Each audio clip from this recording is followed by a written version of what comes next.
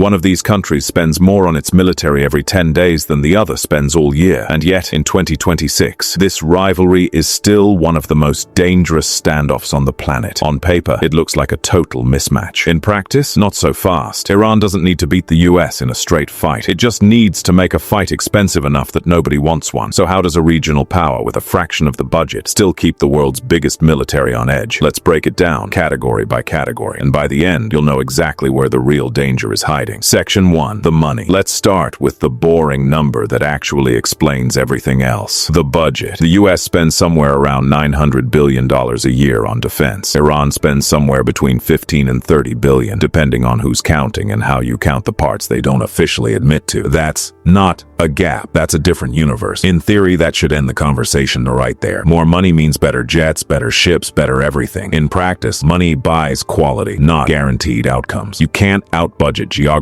and you definitely can't out-budget a country that spent 40 years planning specifically for this matchup. Section 2. The people. Next up. Boots on the ground. The US has around 1.3 million active duty troops, plus another few 100,000 in reserve. Iran has somewhere around 600,000 active troops between its regular army and the Revolutionary Guard. Here's where it gets interesting, though. Iran can also call up something called the Basij. Think of it as a massive volunteer militia, potentially over 1 million people. They're not trained like special forces. They're not equipped like special forces. But numbers still matter when you're defending your own backyard. The US, meanwhile, has its troops scattered across the entire globe. Bases everywhere. Commitments everywhere. That's a strength for reach. It's also a distraction if things heat up in one specific spot. Section 3. Air power. This is the category where the gap goes from big to almost comedic. The US operates something like 13,000 military aircraft, including stealth fighters that most air defense systems can barely even see coming. Iran's air force is sitting at roughly 500 aircraft, and a chunk of that fleet is old enough to legally rent a car. Some of it dates back to before the 1979 revolution, when Iran was still buying American jets instead of dodging American jets. This sounds simple. It isn't. Old planes don't have to win dogfights to matter. They just have to exist long enough to be a headache. But let's be honest here.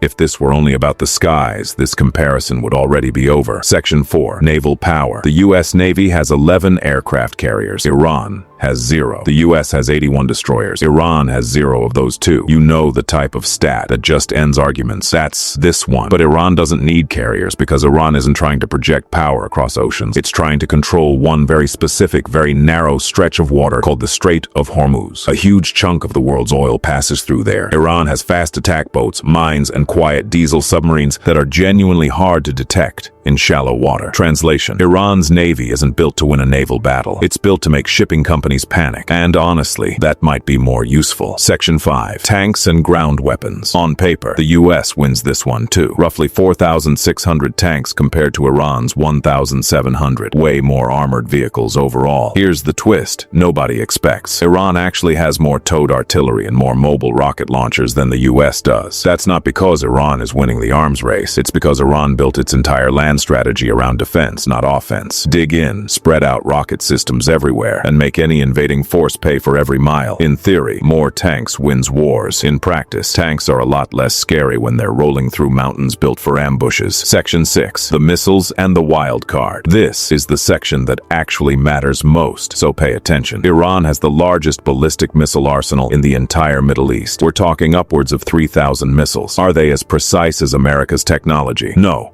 Not even close. But here's the thing. Iran doesn't need pinpoint accuracy when American bases are already sitting close by, right in the neighborhood. Distance, which usually protects a country, doesn't protect anyone here. Add in Iran's proxy network, groups spread across multiple countries that can strike without Iran ever officially lifting a finger, and you've got a threat that doesn't show up cleanly on a spreadsheet. This is the part of the comparison where raw numbers stop telling the whole story. Section 7. Why the gap isn't the whole story. So here's the real question. If the US has more money, more troops, more planes, and more ships, why does anyone even call this a rivalry? Because Iran isn't trying to win a traditional war. It's trying to make sure a traditional war never looks looks worth starting. Mountains that swallow tanks, missiles that don't need to travel far, a choke point that threatens the entire global economy, proxy forces scattered across the region. It's not about matching the US piece for piece. It's about making every piece expensive. Ending. So let's go back to where we started. One country spends more in 10 days than the other spends all year, and yet this remains one of the most closely watched military standoffs on Earth. Here's the one sentence that sums up the whole video. Iran isn't built to win a war against the US. It's built to make sure nobody's totally sure who would. So here's a question worth sitting with. In a world where a handful of missiles and a narrow strip of water can rattle global oil prices, does raw military size even mean what it used to? If this kind of breakdown is your thing, hit subscribe, because there's a lot more of this coming.